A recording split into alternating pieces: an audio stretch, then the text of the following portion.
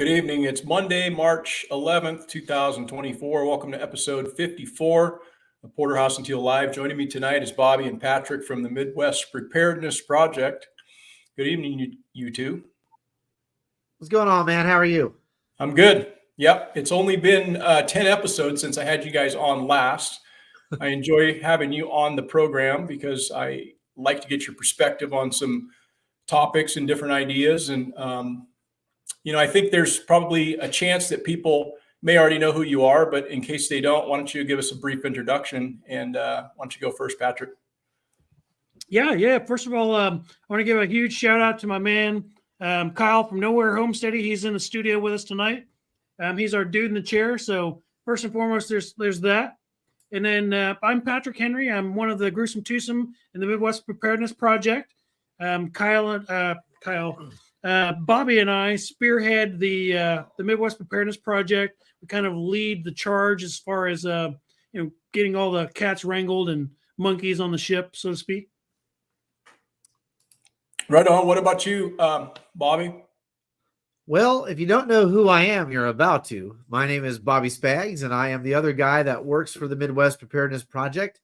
And pretty much I do a lot of the background stuff prior to the show, and then during the actual event itself, I do most of the MC work and stage work and all that. But in the meantime, I'm behind the scenes trying to get onto people's YouTube channels, trying to get onto radio shows, wrestling up the sponsors and the vendors and all that sort of stuff. He's seriously like the James Brown of like the preparedness world. Yeah, right on. Yeah, very well.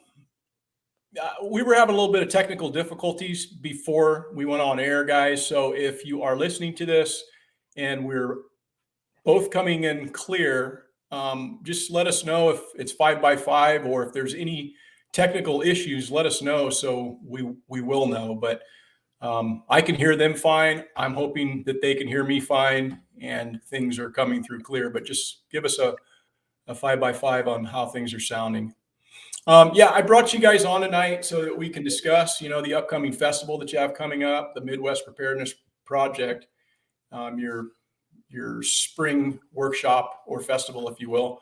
And I want to hear all about that.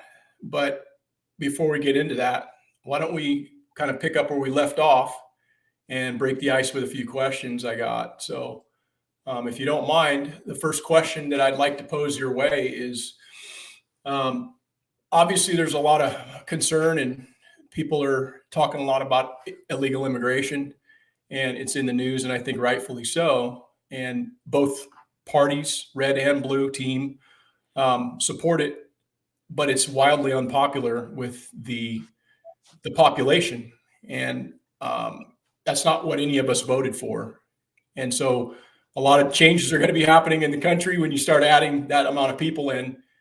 And I think it's, for myself, I feel in some ways looking for answers as to what we can do. And I wanted your take on what you think we can do from the standpoint of legally to cause some kind of an effect of change. Is there anything that we can do? Yeah, from an immigration perspective, Mm-hmm. this is a touchy subject. This is the last time we talked about this. Spags and I were kind of almost at odds in terms of where we were at on the spectrum of how we felt. I from the son of an immigrant or recent immigrant, and Spags from a military view of having to deal with those immigrants. We both shared a unique perspective on that. I believe that there is some type of a path to people being allowed into the country, but in a sensible and amicable manner. Not just open the doors and let people just wade across the Rio Grande and come on in. But in a way that we're actually tracking things. I don't know what the answer is, to be honest with you. I mean, I think I hit all of the cylinders last time we talked about this. I don't know that this is one that is just it's a simple fix, in my opinion. I think Spags has got a better take, though. I think he likes the path to citizenship with a service entrance? Something like that. The problem with the immigration issue is that nations or special interests will always weaponize the immigration issue, no matter what your political standing is. And so I think the only way to truly defeat the damage that unwarranted immigration can bring is to de-incentivize it by destroying the welfare state. I think the minute you take away their phones, their free medical, their free education, their free clothing, their $5,000 Visa card, and a right to vote in a system that they've never put any skin in, you will absolutely reduce the waves of immigration. For those that are already here, unless you want a super militarized state that will absolutely come for you next, you have to accept the fact that the only other way to address the issue is a pathway to citizenship for the non-violent ones that are here. The violent ones need to be treated like anybody else who's violent. They need to absolutely be crushed, by the jurisprudence of a just state, if such a thing exists. Right. I think where I was going with that question is just that it seems as though we have a federal government that is not responsive to the people. The people haven't voted for this overwhelmingly. It's not a popular thing to just open up our borders and allow people to come in. And they're doing this outside of what they were voted in to do. And so I guess my question is what can we do, if anything, from the standpoint of doing something in the legal means that we have available to us?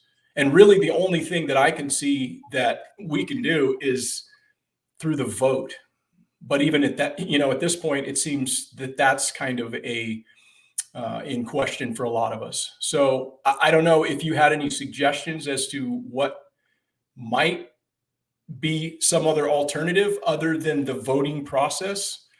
How do the people have a voice if we don't have the ability to effectively change the people that are implementing these policies? I think I'm picking up what you're putting down now, Eric. So I think one of your viewers in the comments said something about bringing back like tar and feather and guillotines, something like that. I think that's what one of the comments said. I didn't see that one, but honestly, we're in a state of reaction. So you have to determine what your reaction is going to be. And your reaction at the ballot box probably has very little to do with what will happen, because the people who run three-letter agencies are not elected. They're appointed. And those who are appointed by those who are elected have no responsibility to you. So you can't vote your way out of this.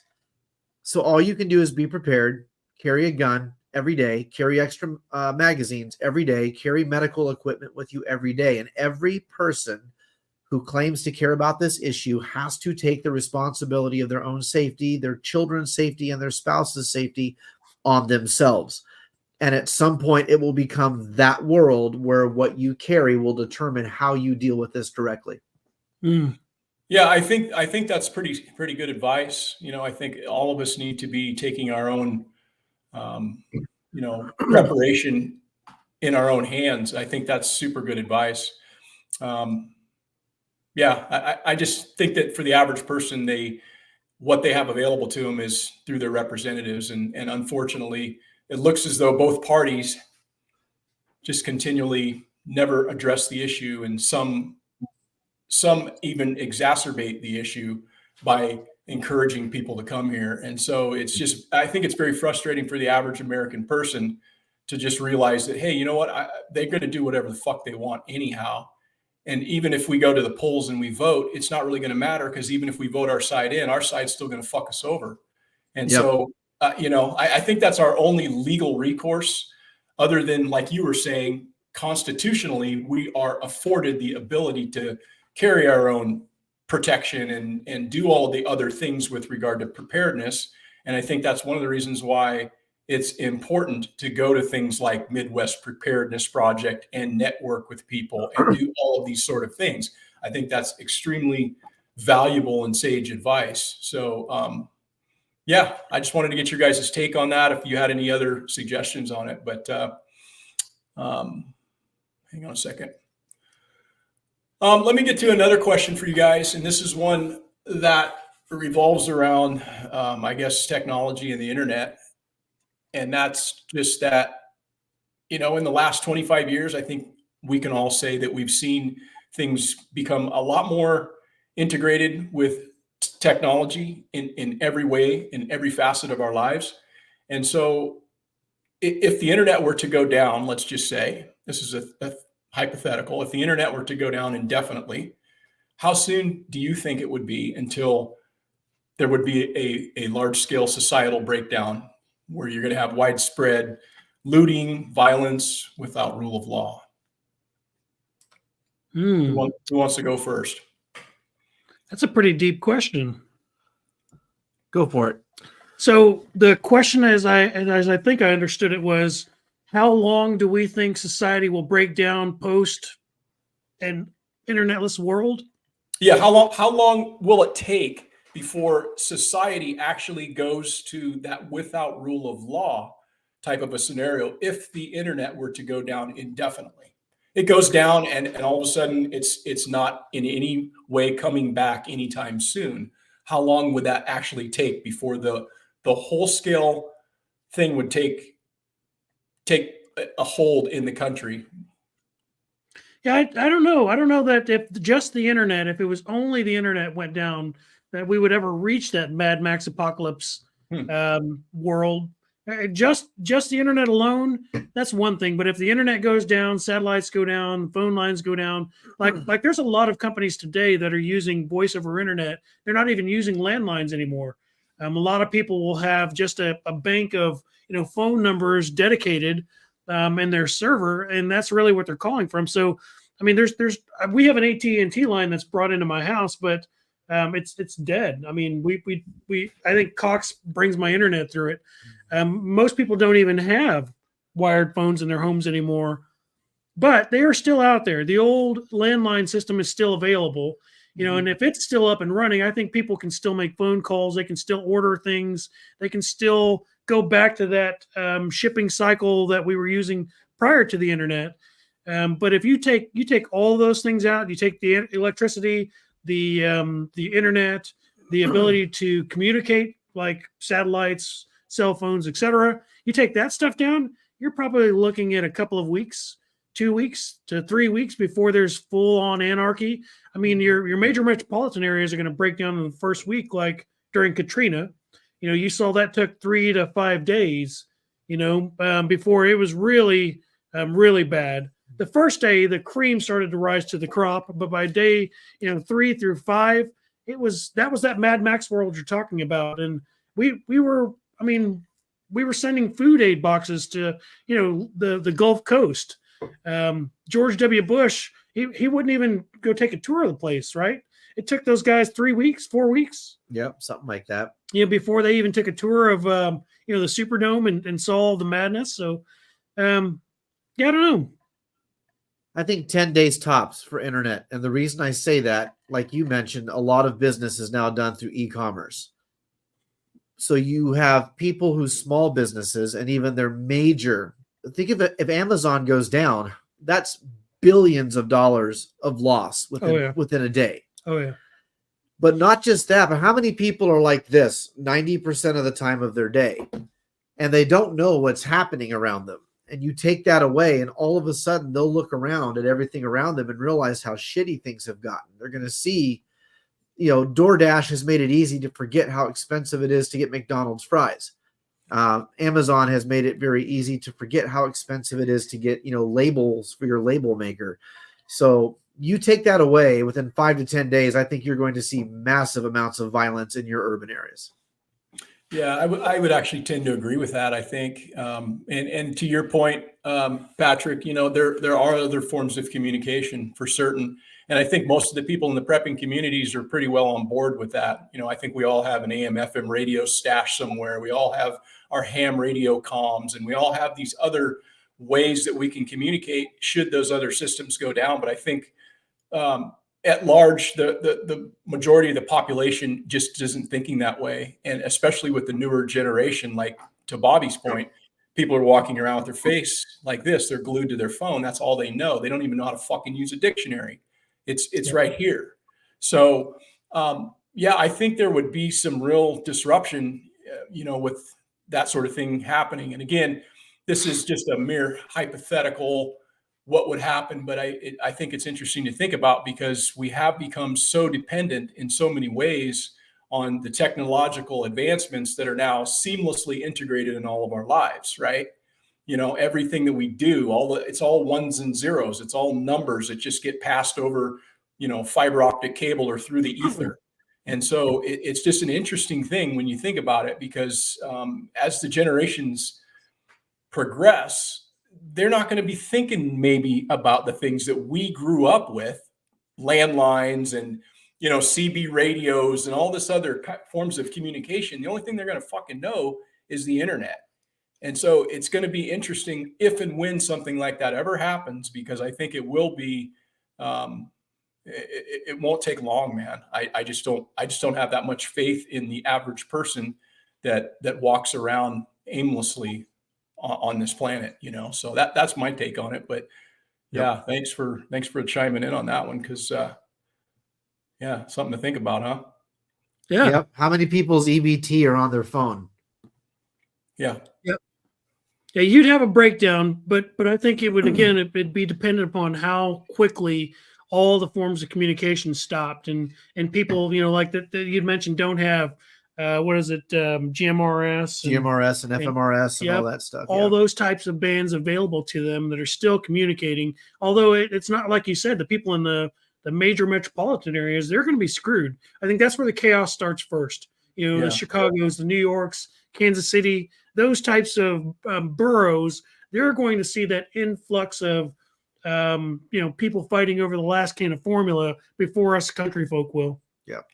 Yeah, I think there will actually be a little bit more of a delay if the internet goes down, only because that's where people get their information now, is through the internet and on the quick hits on Instagram and Facebook and TikTok and all those sort of things. That's where they're getting their info.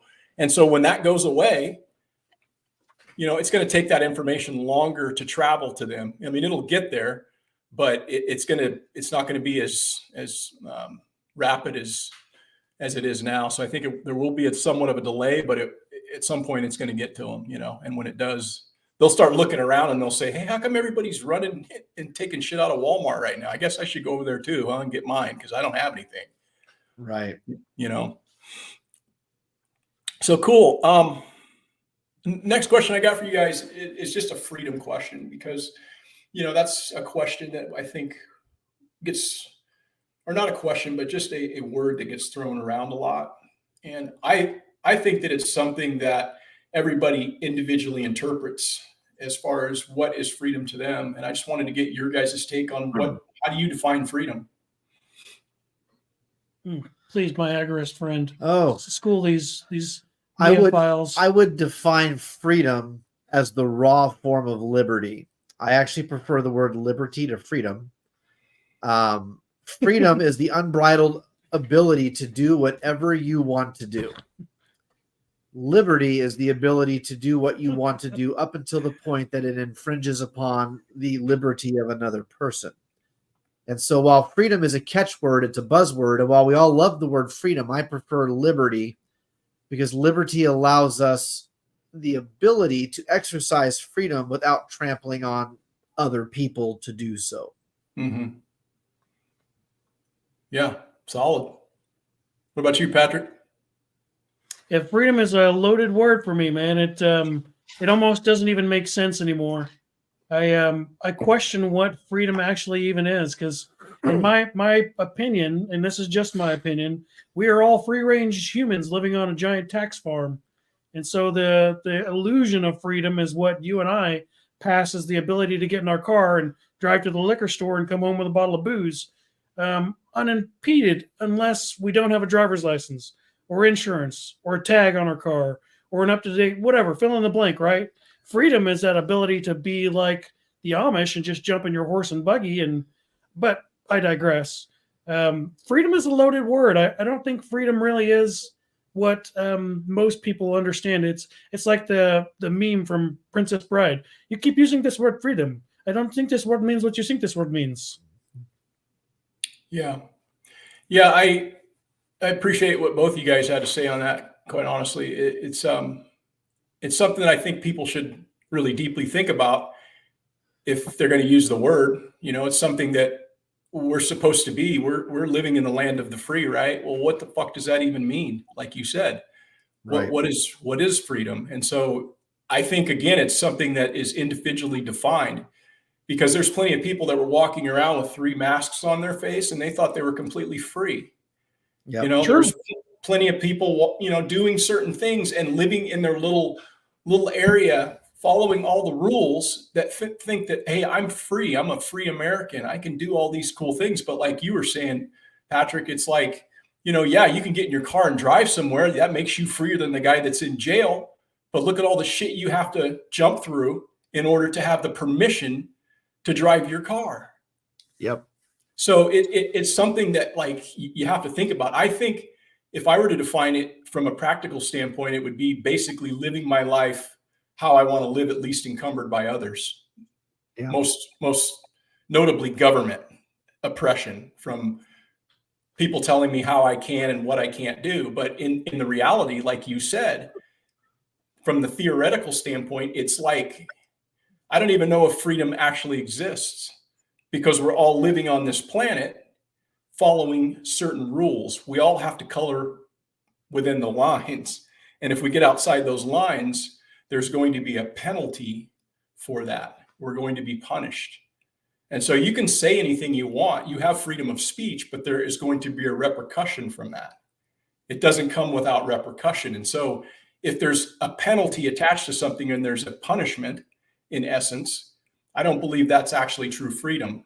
So, you know, you can take it as far as you want, but like I say, it's just an interesting thing to think about, because what does it mean to be the land of the free? Does it mean that I stand up and take my hat off when they sing the fucking national anthem? Does that make me free when I do that? When I have national pride or I do certain things? Is that what it means to fly the flag, to be free? I don't know. So I'm just throwing it out there as a discussion point and trying to get your guys' take on it. Sure. You know, Eric, a good friend of mine always says that every decision in life is an economic decision. Wonder who that was. And in saying that, you know, looking at freedom in that same regard, freedom isn't free. It has a price. It has a cost. And so that economic decision you make in participating in this freedom experiment that we're living in, because let's face it, that's what this is. This is an experiment in freedom, right? Let's call a spade a spade. We're not free. You're free as long as you play by the rules. You're free as long as you agree to do not pass go without paying your taxes. You know, all of those little infringements, like, you know, oh, by the way, how do you enjoy your bump stock? You like that thing? Is it treating you well? All those little infringements on your freedom, you're free with a price, you know. Hey, Chuck, Homestead Medical's in the house. What's up, Chuck Peoples in the house? Right on. Yeah, no, I don't know. It's just something that I'm glad I got your perspective on that. We got your back, buddy. We don't know what it's worth, but we'll take our commission at the end. Hey, also too, I wanted to get your take on this, guys, because there's a movie coming out called Civil War, and right, it's coming up soon. I'd like to actually check that out, and I don't know if it's coming on Netflix, how it's going to be rolled out, but I would actually like to see that. I'm not a big moviegoer, but I think that would be one of interest to me, just to see how it was done and how it plays out. Do you guys happen to know how it's going to be rolled out or whatever? I think it's coming out in April. I think it's going to be a pretty big motion event. It's got some fairly big, you know, actors and actresses, and I bet it's going to be I think it's coming to the theaters in April. Yeah.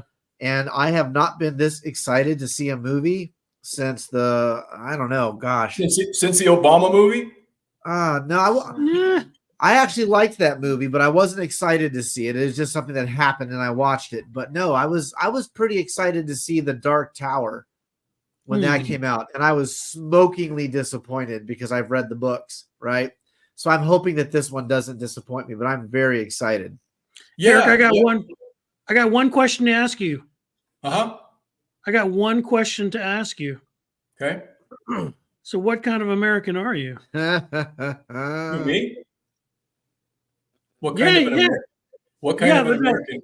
That's a line from the movie. Sorry, there's a trailer out for this Civil War movie, Yeah. and that's the of all the trailers I've watched, that scene in this trailer sends chills up my spine. When the dude has the people, the reporters stopped on the side of the road, AR slung at a low ready, and then he asks them, he's like, they're like, "We're Americans, guy, calm down." And he's like, "Yeah, okay, cool, but what kind of Americans are you?" And they all look at each other like, and he's like, haha, you don't know? And he laughs like it's funny. Yeah, I got to see this, man. So you think it's going to be in the theaters or whatever, or is it coming out on like a Netflix? You think it'll be in the theaters? I think it's going to be theaters, but Yeah. I would bet any amount of money it'd be a really good one not to go to the theater to see. Huh. I would love to see it in the theater, but I have a feeling that the theaters, well, we've seen what happens in theaters before, you know, places with gunbuster signs. I just get a real sneaking suspicion that'd be a good one to watch at home. "Oh yeah, Yeah. you could." Yeah, sorry, man. Yeah, no doubt. But where I was going with this is that, you know, this country obviously has had a war between the states before.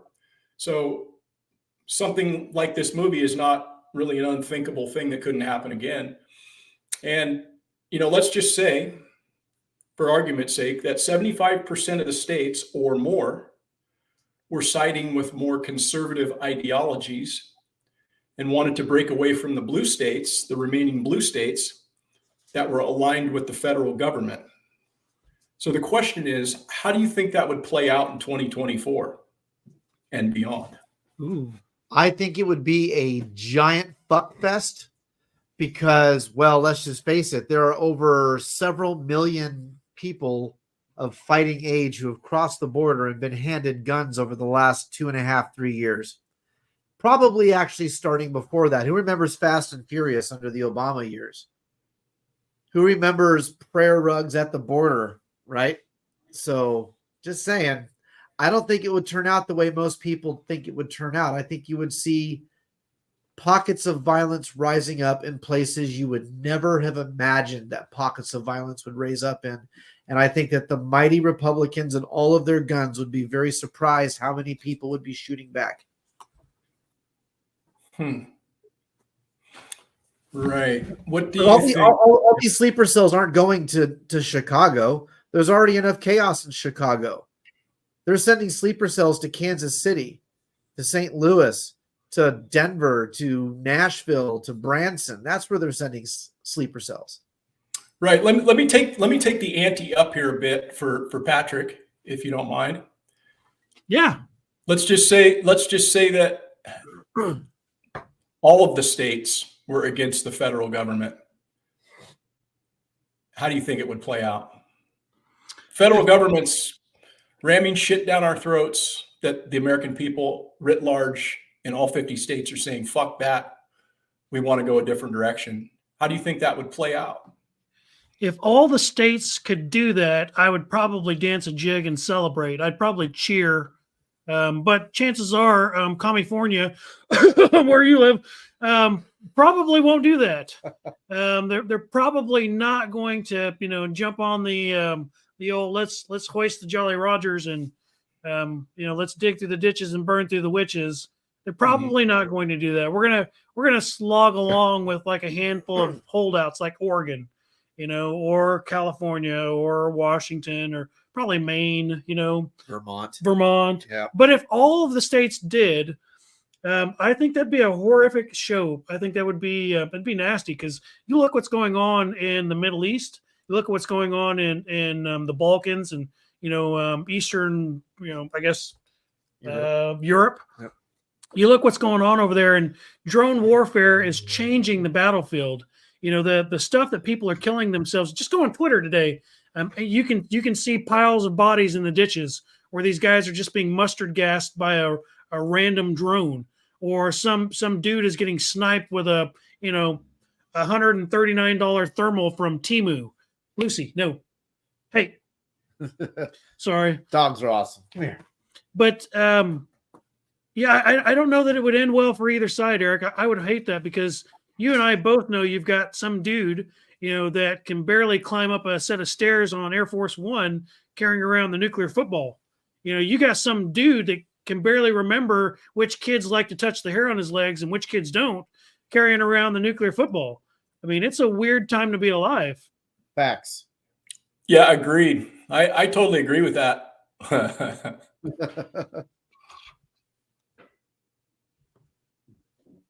Sorry, Yeah, I didn't totally mean to- agree.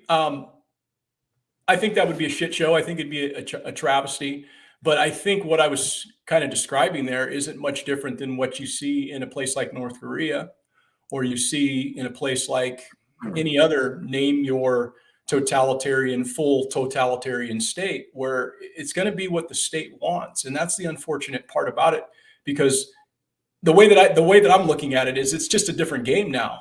Back when we had the Civil War, there wasn't 3-letter agencies that could embed fucking spies into your groups and listen to everything that you do, and then create some kind of a scenario that makes them act in a way that is going to take away people's rights. And when they do that, it's going to put everybody on their heels, and they're going to be fucking scared shitless. They don't want to be J6'd, right? And so it's just a much different thing now, where you could actually have our government decide, hey, you know what? We really don't give a fuck what you say in those 50 states. We're going to do what we want to do. And we've got the power to do it because we've got the internet and we've got all this superior technology that you can run around with your fucking 30-round clips and shit thinking you're going to do something. But guess what? We got better than that. And to me, that's the way that I'm thinking in this day and age, right? And I don't think that I'm that far off base, quite honestly. Maybe I am to say that on YouTube and not get banned, but again, I don't give a shit. Yeah. I'm speaking from the way that I'm thinking. It's just a different scenario now, because I hear a lot of people running their mouth about, oh, we need to do this and we need to do that. Well, fucking step up. You ain't doing shit. Yeah. You're not doing a thing. You're running your mouth. You're running your jibs. And so it's just interesting to me if you really deeply think about that and think about the repercussions of what would actually happen if those sort of things took place, and how would it play out? Ask yourself that question and really deeply think about the capabilities of the other side. I think that's part of this that we have to consider, is that if a civil war were to take place in the United States again, I don't know that there would be sides. I think every disenfranchised group, every one of them, from tiki torch carrying Trumpites all the way to Antifa, on all sides of the spectrum of politics and social, opinions, would take it as their opportunity to get theirs, right? There is no moral justifier. The first Civil War had slavery as a moral justifier. And even though that was kind of introduced, a third of the way through the war as really the driving force to why they were fighting, it was still a rallying cry for the North. And it was also subsequently a rallying cry for the South. There is no rallying cry today other than I've got to get mine. And my people have been oppressed in one way or the other. And every group of people claims oppression today. All of them. There's not a single demographic or race or gender or orientation that doesn't claim that they're not being mistreated by somebody else. And so I think that a second civil war would actually become more of just absolute pandemonium and chaos, and the government would win because they would be the only ones in lockstep while the rest of us are fighting each other for our supposed causes. Yeah, I fully agree with what you're saying. We are much more fragmented now than we ever were in this society, and it's only getting worse by letting more people in that have no allegiance or understanding of what it means culturally to be an American. You just have bodies here. You have fucking people that are existing on our soil that don't have any allegiance or alliance to this, and that's just going to further muddy the waters of the already fragmented society that they have created. Yep. They are the ones that are pushing this sort of fragmentation, and it's to their advantage because, as you said, when shit goes down, we're not going to be organized in any fucking respect. We're going to all be in our little enclaves going different directions, and they'll have the upper hand. It's just how it is. Yeah, I half expected, Eric, that people like Ashley Babbitt or Lavoy Finnegan would be the next Crispus Attucks of our generation, but you didn't see that. You didn't see Marvin John Haymeyer as the next Crispus Addicts. You didn't see, you know, these I don't even know what you'd want to call them in this day and age, but those people that were catalysts in that time period, you don't have that today. It's like everyone's waiting for this mythical hero to come striding out of the history books and lead this army across a frozen river to kill people, you know, in their sleep. We're in a weird position where we don't have that, you know, transitional leadership of, I don't want to be king, but I don't want him to be king either. So let's go kill all those guys. Yeah. Yeah, man. Touche. I hear you for sure. Well, Ronald Short has something to say. He says, you guys talk like everyone in California is libtards, but there are a lot of us here that never voted for Newsom, and we're trying to recall his ass again. Oh no, I'm sure there's a good part of the citizenry of California that are just fine. The problem is it's the people in charge who aren't. Oh yeah. Yeah, we got a shit show, man, in Sacramento. It's been that way for a long time. These people are just out of control, and they're just doing nothing but running the state into the ground in so many places, in so many ways. It's pretty sad. You kind of almost have to just shrug your shoulders and smile and laugh and just go on about your business, because there's really nothing you can do about it. You can complain about shit like we're doing right now, but it's not really having an effect, right? But yeah, it's totally true. I apologize, Ronald. I did not mean to make it sound like that. And in fact, I was talking from a place of sympathy. We sympathize with your plight. We too have, like, you know, Wichita and Kansas City and Lawrence, that pretty much 3 counties steal the vote for the entire state. You're in the same boat. We paddle in the same leaky canoe, my friend. We weren't pointing fingers. We were sympathizing with you. Apologies. Yeah.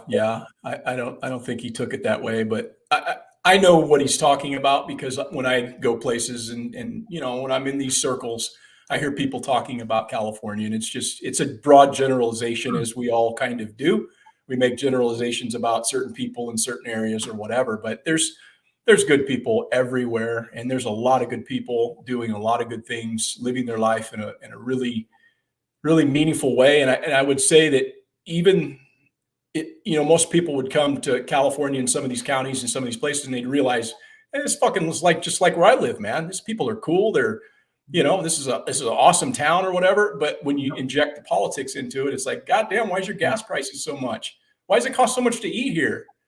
Those kind of things, right? And it's just kind of wacky. I've been to California twice when I was still in the Army. And going to San Francisco was one of the best experiences of my life. I was there for a month, and we were at this place called Motko's old decommissioned Navy base right on the San Francisco Bay. And there's a little Army base and then this giant Navy facility that used to ship all the munitions overseas during World War I, Korea, Vietnam, and all that sort of stuff.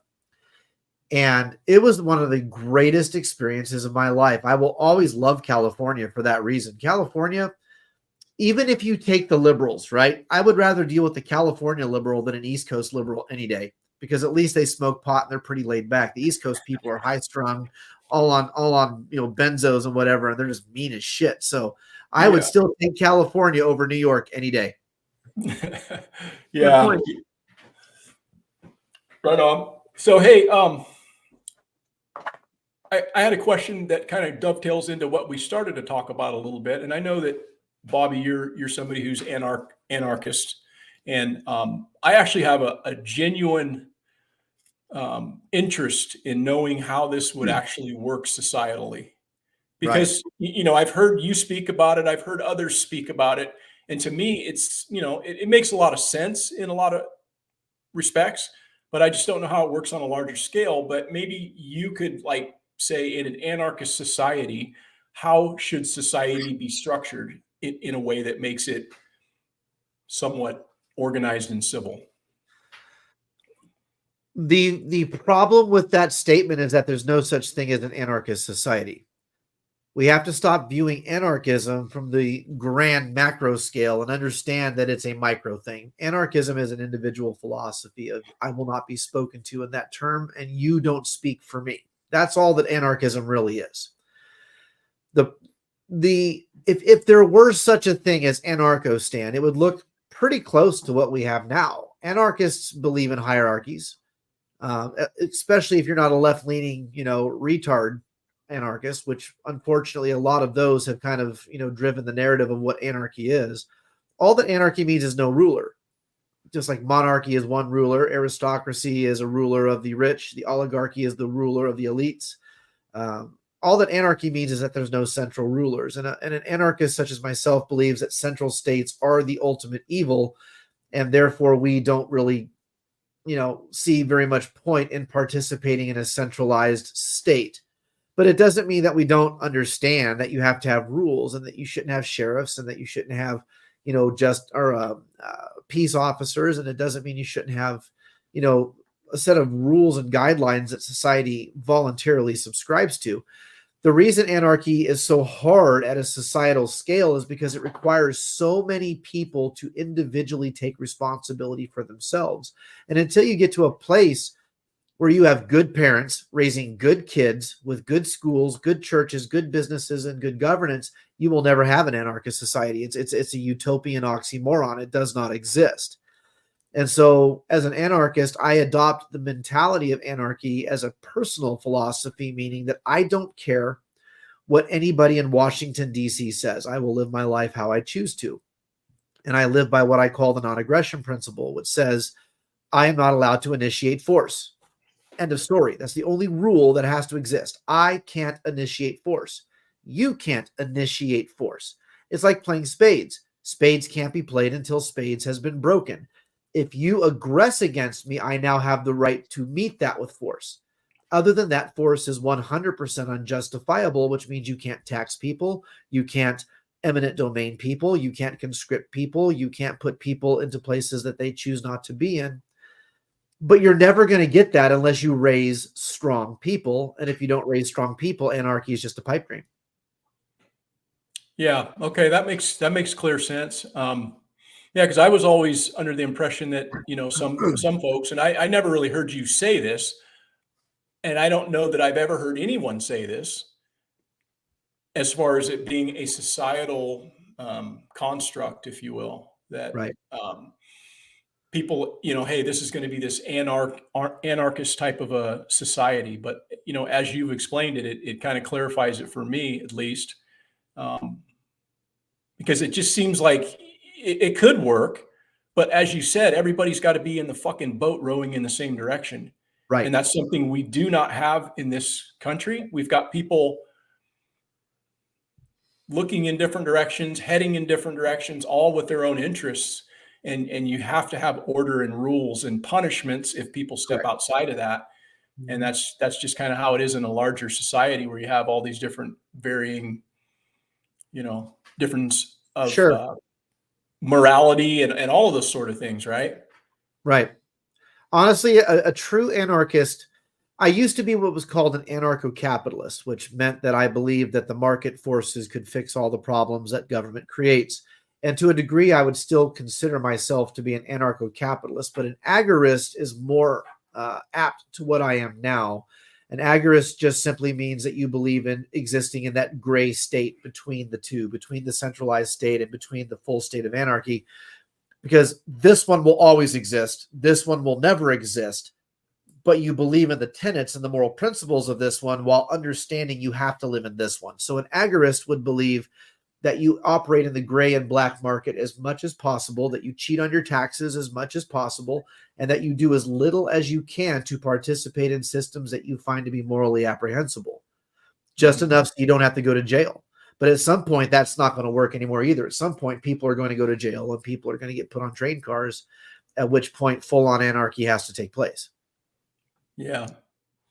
Yeah, I hope that never happens, but history tells us otherwise, I think. Right. Did you want to chime in on that, Patrick, or are you just good on the anarchy thing? You don't have Well, any...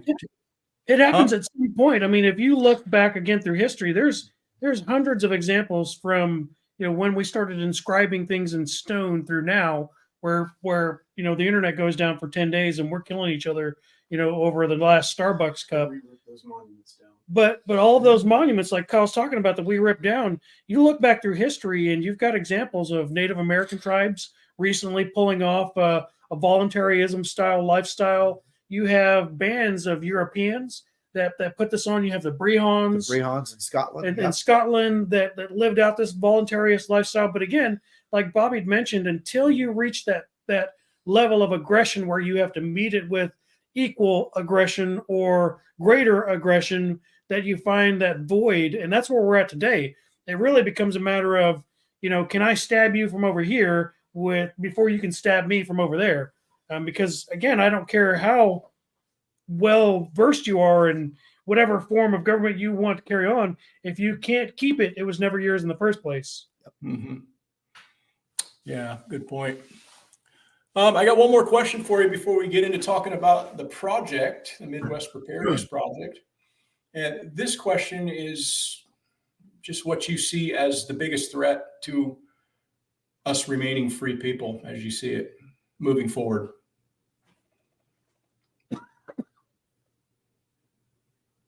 What do we see as the greatest threat?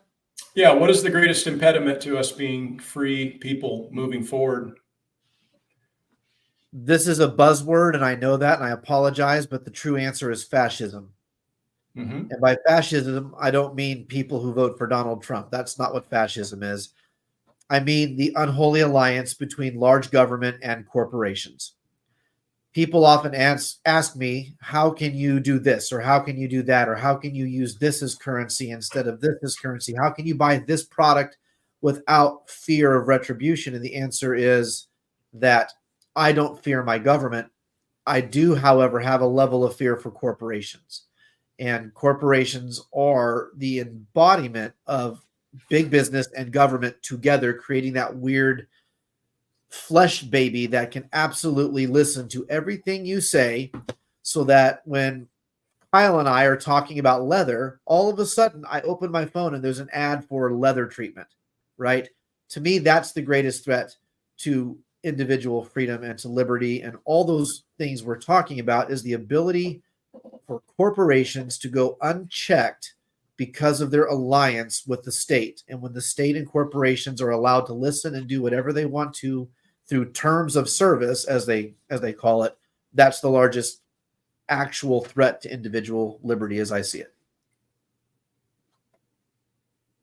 Those are great points.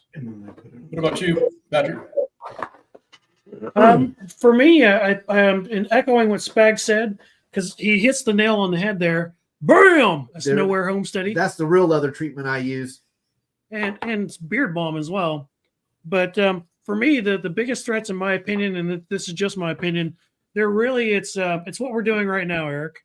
It's this dialogue that we're having right now. Although this is civil, but our complacency that we have this place in society and space in society where we become complacent and complicit and inattentive to action. Like they teach you in the military, violence of action is the path in which you get things done. Here in the civilian world, you lose that and you trade it for civility because, again, we want to wait in Starbucks to get our cup of coffee with our name on it. And so to me, that the biggest threat in the modern world in terms of all of these things is again, this level where we have reached a point of where we're almost through the cycle of idiocracy, where we believe some sleepy dude actually got 80 million votes and was the most popular candidate in human history. and no one did a thing about it. Like, we bitched about it and we complained about it, and we're talking about it now because I brought it up. But truth be told, at the end of the day, they claim that some people went to Washington on January, a couple of years ago and stirred some shit up. But that is no worse than what people have done in the past. And yet somehow some girl got shot in the neck. And, now there's a bunch of people in jail and people that are being hunted down because they were there and their cell phone pinged them. But yet, we're worried about where our tax dollars are going in Ukraine or the market bubble or, whose YouTube we're going to go on next week. Yeah, I think you guys both hit the things that I would hit as well. And I think that the biggest issue is that technological side of things, because they're going to be able to have the ability to control you through that technology without even showing up at your house. Nobody has to come and arrest you. They can just fucking turn you off. And so and then you couple that with like what you were saying, Spags, about the unholy alliance between government and business. That's what drives everything. That's what's driving our politics, is money tied to that business interest. And then the politicians are the ones that are doing the bidding. They're just the figureheads there for where the real money is being exchanged. They don't really have much of a say in anything. It's like Biden. He's just a fucking puppet. He's somebody's writing his speeches. Somebody's giving him the medication to get him through the fucking thing. Right. I mean, it's just, think about this. The second president of the United States signed the Sedition Act, John Adams. The ink on the Constitution wasn't even dry yet. And the Sedition Act was signed by the second president of the United States, which basically made it a federal crime to speak out against the newly formed republic government. The only reason that didn't become an issue in 1780 whatever is because there was no internet, because there was no Walmart with a see something, say something campaign, because there was no Amazon, because there was no TikTok, because there was no Bookface. Imagine what would have happened in 1780, whenever, when the Sedition Act was signed into law, if they had the technology that corporations and government have now. The thought police that we actually walk around with in our pocket. Yeah, that's an interesting thought, man. To think about how some of the people that were instrumental early on in our development as a nation, from the standpoint of politically, how they would have changed history had they had the ability to have the internet and have all of the things that we have afforded to us now. Right? They didn't have the 3-letter agencies to embed spies into your fucking groups and do all these sort of things, right? They didn't have all this ability to create a dossier on every one of us that are sitting here right now and talking. They didn't have the ability to do that. But if they had it, it's an interesting thought experiment to think what might have changed, or how things, history might have been rewritten. Because I honestly think the internet, man, it's going to be the fucking death of freedom. I've said this before, we are in the wild west of the internet. We are able to say things like we're saying right now, and everybody who has a thought can voice their opinion to some extent with regard to doing things freely, right? Free speech. So it's going to end at some point, because they're not going to permit their institutions like the mainstream media that's dying every fucking day, because people are going elsewhere to get their news and get informed. Those are the institutions that support them. That's what puts their message forward. All their mouthpieces that are sitting up there lying to us like they've been doing for years, they're becoming irrelevant. And so this type of dialogue that we're having tonight, in my opinion, I think it's short-lived. It's endangered. Yeah, I would say so. And again, it goes back to what I started with. What is freedom? What is freedom to you? What is free speech? What does that even mean? And I don't know. It's kind of an interesting thing when you really dig down into it. But yeah, man, thanks for your chiming in on that, guys. Heck yeah, thank you. I got you, bro. Invigorating questioning. Yes. You sure you're not a Fed, Eric? Because you sure do ask questions. Are you a cop? Are you a cop? I was going to ask you. You know what I was going to ask you? Actually, I was going to ask you. I was going to ask if in fact, Spags. Okay, you caused me to go there. I was going to ask you. I said, if you were wanting to go into the CIA at this point in your life, would you be permitted to do so? No, I wouldn't. I wouldn't pass their psychological exam. Wow. Why would you fail their psych exam? Because I've had 4 kids and a grandkid since I was a little asshole joining the Army, and I have nowhere near the death wish I once did. And I guarantee they would phase me out because of my inability to just follow orders. So what type of person do you think they're looking for? They are looking for super smart, intellectual, mindless drones. They want the people who are really good at computer programming, chemistry, biology, hand-to-hand combat, and all those things, but who are also so deprived in their self-esteem that they are willing to attach themselves to a stronger person and will be willing to do their bidding of the handler without question. And I, at this stage, could not obey anybody without question besides my God, and that is it. But you know what, though? It's like power is an intoxicating thing, especially to a young person. Yep. So I assume that most of the people that are coming into the agency are young, just like they are that come into the military. They want the people that they can formulate that don't already have opinions. They want to get them as young as they can so that they can bring them in, give them some form of like, hey, now you're going to have the next level of security clearance. Right. And that shit is intoxicating to a young person because now I'm on the inside. I know secrets that other people don't know. It's our secret. Oh, yeah. And you get everything fucking fed to you. You get paid. You get, they don't pay for anything where they go abroad to spy on people or within our own country to do that sort of work. It's not coming out of their pocket. They don't have to do none of that. It's like, here's your government card. Right. That shit would be very hard to turn down for a young person, I think. Especially some young nerd that's smart, that's compliant. I don't know. I guess you're not that person. You're too grizzled and hardened. Well, you mentioned it earlier when you said young. I am going to be 45 in just a few days. I am not young. I am middle-aged, and I am well-seasoned, hoping to become seasoned more. Yeah, right on. I hear you, man. We're all looking for the next season. I'm looking for Gen X, baby. Hey, so let's jump into the project, man. You guys got this festival coming up in May, I understand. And just first off, what's the origins of the Midwest Preparedness Project? Where did it start? So our festival, our spring festival, we do it twice a year. We do it in the spring and in the fall. And this year we're May 7th through May 12th at Clinton Lake. And the origins really go back. Probably they pay homage to a guy that isn't even really in the circles anymore. There was a guy on an old survivalist board back in the early 2010, 2011.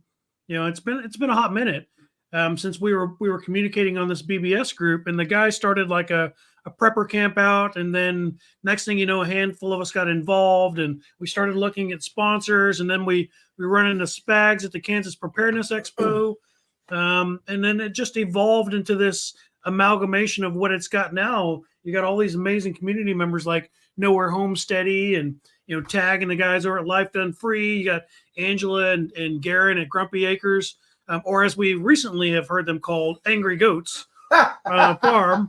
Yep.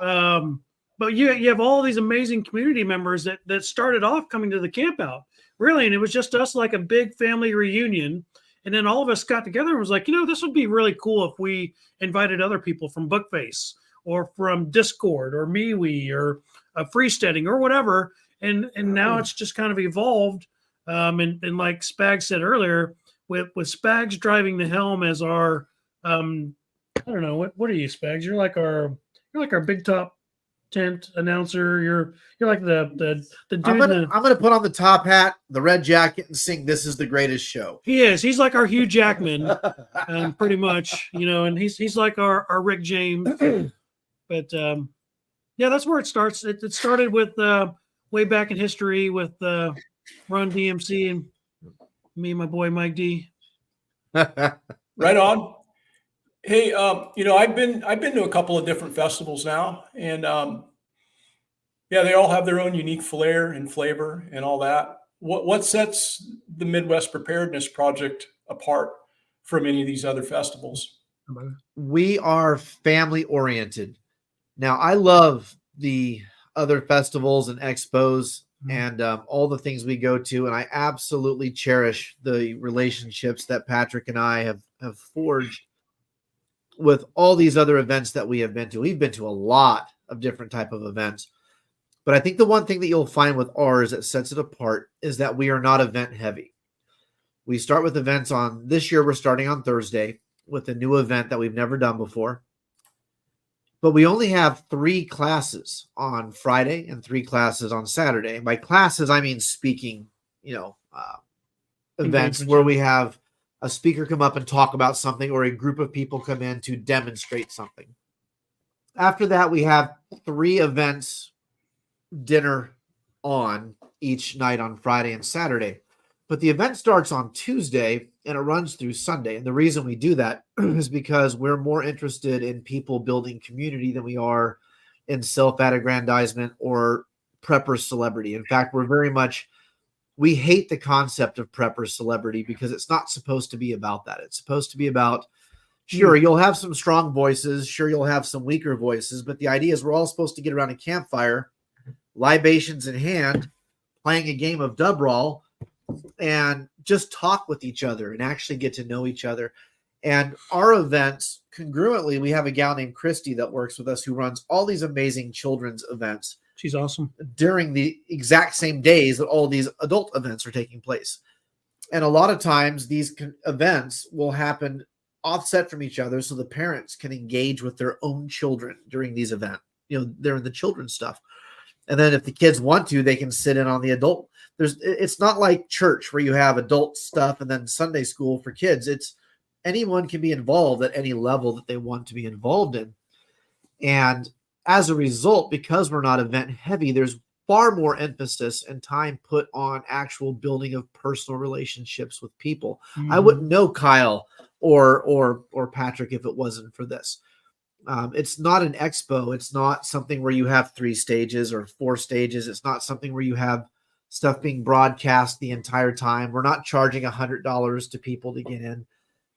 It's designed for the average prepper, the average homesteader, the average bushcrafter to show up and meet people just like them and realize that they are not alone.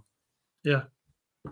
Yeah. Sounds awesome. Like really family friendly. And I tell you what, that's been one of the biggest takeaways that I've had going to these events is just the relationships and the people that you'll meet.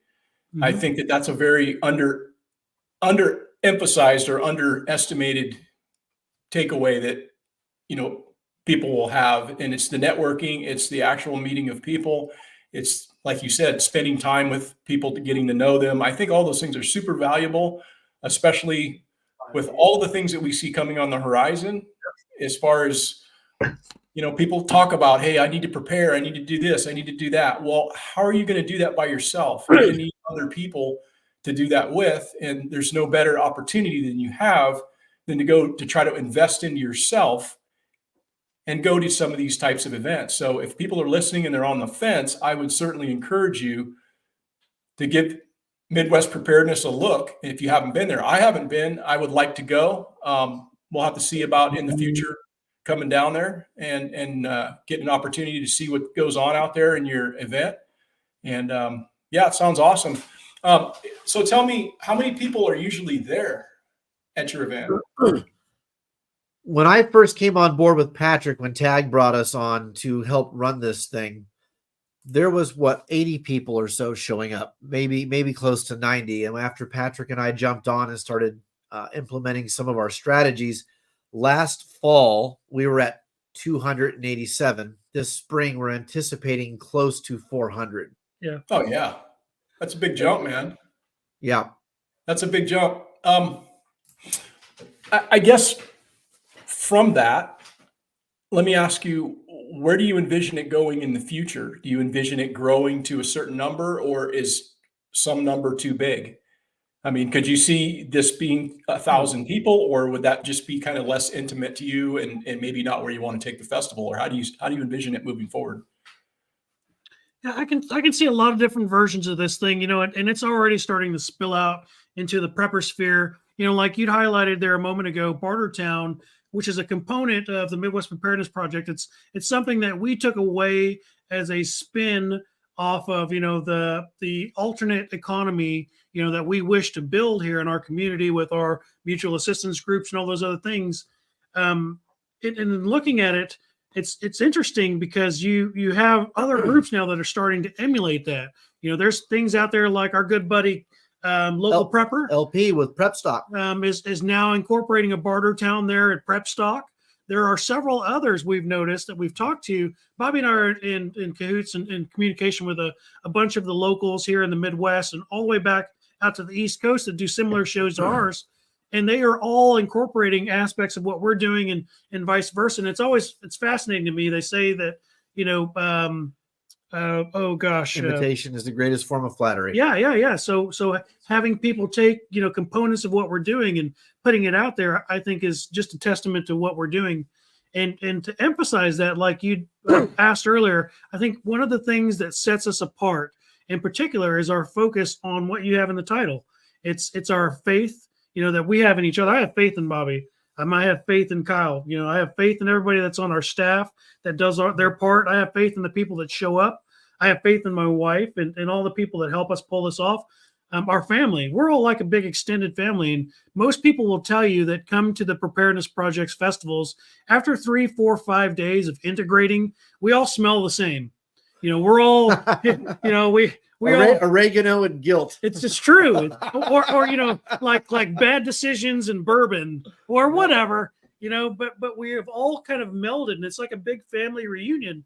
Most people will tell you, go on our Facebook page and read the comments after a festival is over. And they're like, I've never been to one before, but I'll never miss another one. Or I had no idea this was going on in our backyard. These people are like my family now. And it's true. When I came to the very first one, I got roped in. When Bobby came to his first one, he got roped in. When Kyle and Yaya came to their first one, they got roped in, and now they're all a part of it. And it's fascinating to me because we go around, we do these events, we go talk to people, and whenever we're in a group setting, I love hearing the people say, "Look what we have built. Look what we have done. Come to our group. Come to our festival. Come to our event." And like it's amazing what it's evolved into. But I think it's that focus on faith and family and fellowship. Yeah, that's a super great message. Quite honestly, that's why I wanted to incorporate that, because I know that's part of the core principles that your project is aligned with. So I just felt to put that in. But those are some really great words to focus on. Quite honestly, there's really not much to argue with there in essence. What's the cost of admission to something like this? Well, for the time being, you're lucky. Cost of admission is free. We try to keep it free, and we will fight to keep it free. There will probably come a time where that might not be the case, but for now it's free. And the reason we believe that is because everybody should have the ability to come and get educated and to meet people. There should not necessarily be a paywall on that sort of thing. Right. So where do you guys get your funding for some of the obviously the event costs? Is that something that is donations through? Yes. If you go to our webpage on MidwestPreparednessProject.com, there is a donation button. If you go to the shop on the website, you can buy these cards of Dubrawl, and we get a small portion of those. We are affiliate for Dubrawl. Mm-hmm. But outside of that, part of what Patrick and I do is we go out and we find sponsors. And we ask these people, hey, will you be a part of this? Will you donate to this? And we sell what we call opportunity tickets at the event. And people can buy as many opportunity tickets as they want for all of these prizes and donations that are given to us graciously by our sponsors. Mm-hmm. Kyle, who's here from Nowhere Homesteading, he's donating. He literally built the stage that we do our show on. And this year he's also handcrafted a bug out or a bailout bag that he's going to donate that you can win. And so people will buy these tickets for $5 a piece, or they'll get 5 for $20. And that's how we fund the project. So we get all these sponsors to give us amazing items. And then people will pay us all week long for these tickets that we'll give them. And then on Friday and on Saturday, we host 2 different giveaways. We started out just doing the giveaways on Saturday, but then it grew to we went from like 8 sponsors when Patrick and I first started. Now we have 33 sponsors, and that number grows every year. And so we've had to split the giveaway between Friday and Saturday, because if we did it on Saturday only, it'd be an hour-long event prior to Bartertown.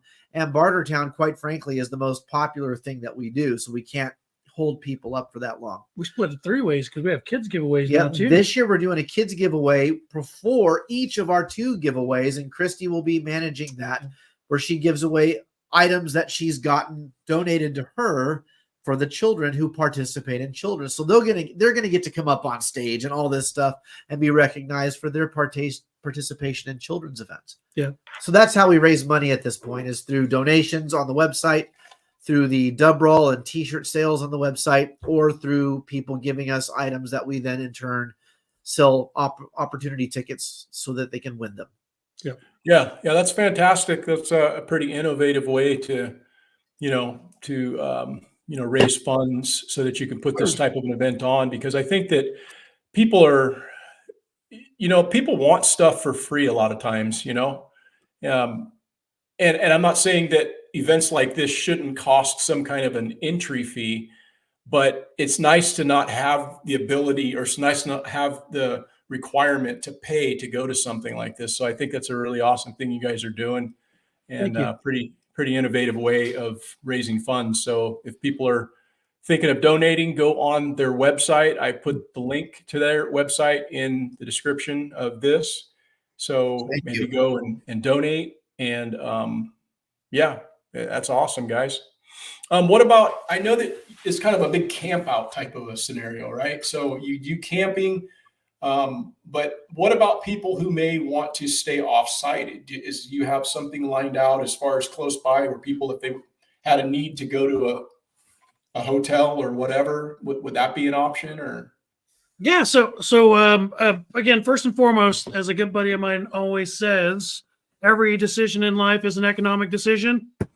That being said, the cost of admission being low is again by design, because either by carrot or by stick, we want people to attend, and not just because we have nothing better to do with our time, but because we do truly want to build the community. We truly want to build those lasting bonds and friendships that end up culminating into a buyers club, where we're sharing resources, or where we're committing to learning ham radio together, or helping your buddy move, or whatever it is, right? Or helping somebody get a job that just lost their job. But yes, to answer your question, we are close to Lawrence, we're close to Topeka, we're close to Kansas City. We're within 30 minutes of any major McDonald's, Walmart, hotel there in Lawrence that anybody wanted to stay at. So if you don't want to rough it, there are plenty of VRBOs. Again, we're just outside of Lawrence, Kansas. We're about 30 minutes from Lawrence. So if you wanted to get a VRBO and stay in a cabin, those are available. If you wanted to go to the Best Western or Four Seasons, it's all right there. what about RVs? Yeah, we have 22 RV spots this year, and we were hoping to get people to RSVP on the website to kind of drive some of that traffic and indicate, whether or not they're bringing a camper or an RV. So far, out of the 22 spots, we've had 72 people apply for them.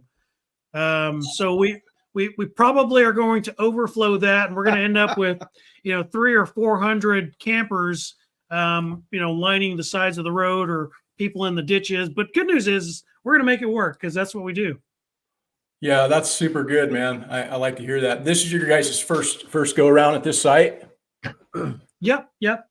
We were at Perry Lake, which was north of I-70 for the last 4 or 5 years or so, and this year we had to move because we grew to such an extent we broke the campground.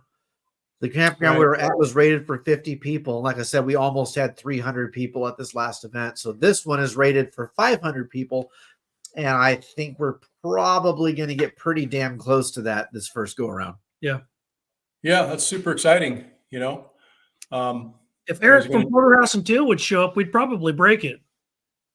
Moral obligation. I'll bring all my grandkids, and absolutely we will. Bring them all, man. Hey, where you have kids events, I mean, they could win. Last year there was like real gold backs on the table thing kids could win. Yeah. Kids went home with $50 gold certificates of real gold. Yeah, that's super cool. That's great, guys. We're getting down to the wire here as far as anything that I have. Do you guys have anything else that you'd like to add about your event that people need to know? Sure. Go to MidwestPreparednessProject.com. You can also find us on Discord at The Real Midwest Preparedness. You can find us on Facebook with the same name, MeWe, Freesteading, all those things. You can find us on X. We try to cover all the social medias, as annoying as that really is, because everybody tends to be on different ones. And you can find all the details. We primarily focus on Facebook and Discord because that's where the largest conglomerations of people are. But if you're on any of the other ones, we have pages there and you'll find it. Again, it's May 7th through 12th. It's a week long, and the events don't start until Thursday night, which means if you show up Tuesday, you have Tuesday, Wednesday, and most of Thursday to just sit around the campfire, relax. We're right off of Clinton Lake. It's 100 meters down to the water, and there's a boat ramp not too far from where we are. Right around the corner from us. Yeah, hot water, Fishing? showers, all 9 yards. You can fish, you can kayak, you can canoe, you can do it all. Yeah, that's super good. The kids will be loving that, I'm sure. Oh yeah. Real quick, if I could, I'm yeah. going to plug the preparedness tour. You'll show that on. Yep. Mm-hmm. We are part of the Great American Preparedness Tour, and there are 2 other shows that have partnered with us. We have Kentucky Sustainable Living coming up very, very soon. And then we're going to have a Self-Reliance Festival coming up right after that in April, and we are the 3rd on the spring. And if you go to our events, all 3 of our events, you'll notice I have a poker chip here. And if you look up here, we have poker chips for the other 2. There just might be this thing called the Great American Preparedness Tour, where if you go to all 3 events and collect the poker chip from each one, that by December, there might be a Christmas gift waiting for you in your mailbox. Yep. So we are partnered with Kentucky Sustainable Living, which is coming up on April Or May, or March. March 23rd 23rd and 4th. 23rd, 24th. Yeah, I think so. So at the end of this month, you have the Kentucky Sustainable Living. That's Jason and Shelly. 23rd and 4th. Putting that on. Go see those guys. If you're in Kentucky, and they have some really cool friends of ours that have either been out there and spoke before, like this really cool dude named Eric from Porterhouse and Teal. Or they have these guys like Spags and Tag from Life Done Free, and some other people show up occasionally. And then outside of that, we have the Self-Reliance Festival, which is in April. Yep. When is that one, Bobby? They are April 6th and 7th, I believe. 6th and 7th, and that's in Camden, Tennessee. Also known to frequent, vagabonds such as Porterhouse and Teal and Spags and myself. So shameless plugs for everybody. Right on. Yeah, that's great, guys. I have included again your website links, and I put in your YouTube link to Midwest Preparedness Project, your channel, but I couldn't figure it out for the Facebook thing. But if people are on Facebook, that's probably a great place where you guys can go and tie in with the Midwest Preparedness Project and interface with them. If you have any questions, I'm sure they'll be willing to answer those for you. And, we talked about a bunch of shit tonight, guys, that was kind of like some of it not so cheery, but I wanted to have one final question for you. And that was basically, what has you most hopeful about the future? My faith in God, my faith in my friends, my faith in my abilities, my family, and the fellowship that we build as we continue to grow and nurture these communities and relationships. That gives me strength. It gives me hope. Yeah. Yeah, I would echo that in many ways. My faith in God, family, and friends absolutely comes first. And the fact that we're able finally to start building these networks and these communities that all are now willing to work in tandem. I mean, you're in California, local preppers in North Carolina, and we've been on both of your shows. And we're in Kansas, right in the middle. The fact is, we are all networking in ways that has never been seen before. We are taking the power away from the internet, from the people who would use it for evil, and we are using it for good, for the purpose of networking all of these amazing communities together, and we are forming a safety net. Come be part of the safety net that all of us are working so hard to build. Yeah, I don't really have a whole lot to add to that, guys. You guys hit all the marks, man. That's super good.